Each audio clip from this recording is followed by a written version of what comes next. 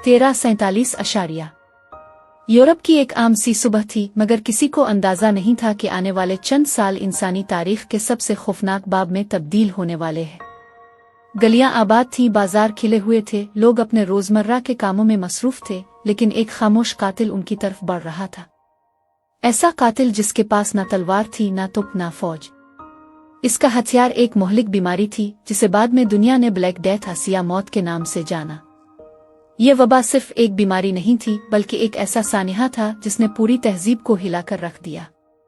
अंदाजों के मुताबिक अगले चंद बरसों में लाखों नहीं बल्कि करोड़ों इंसान अपनी जान से हाथ धो बैठे।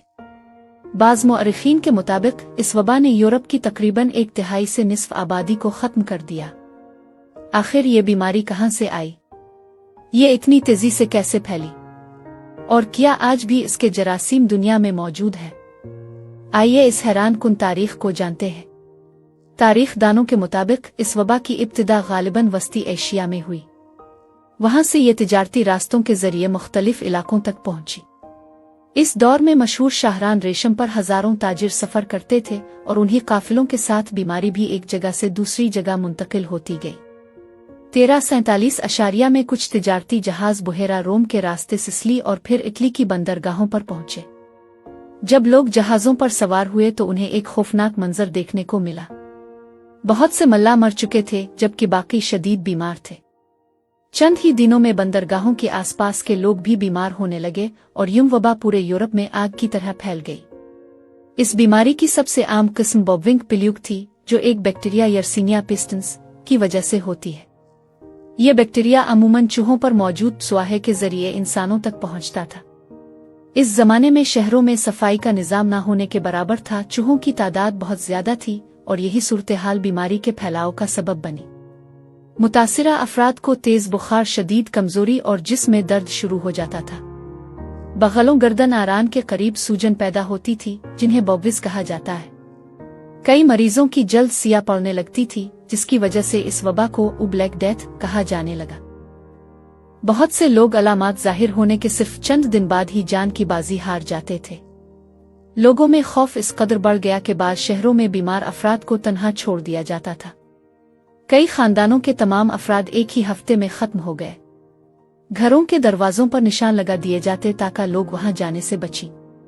गिरजा घरों की घंटियां मुसलसल बजती रहती, क्योंकि हर रोज बेशुमार जनाजे उठ रहे थे।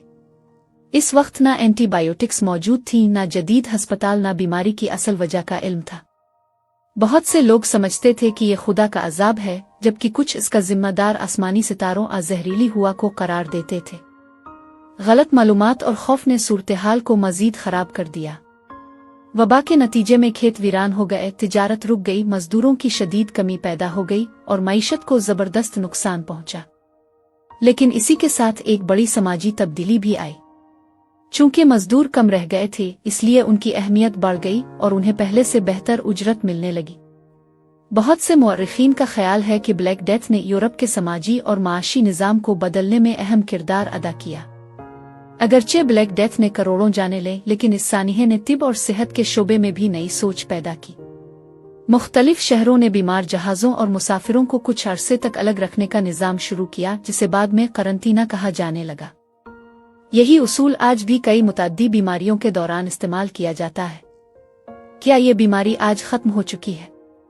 मुकम्मल तौर पर नहीं। दुनिया के बाज़ हिस्सों में आज भी प्ल्यूग के चंद केसेस सामने आते हैं, लेकिन जदीद एंटीबायोटिक्स और बेहतर तिब्बी सहूलियात की वजह से बरवक्त इलाज मुमकिन है और ज्यादातर मरीज सेहत याब हो जाते हैं। ब्लैक डेथ हमें ये सबक देती है कि एक नजर न आने वाला जरासीम भी पूरी दुनिया की तारीख बदल सकता है।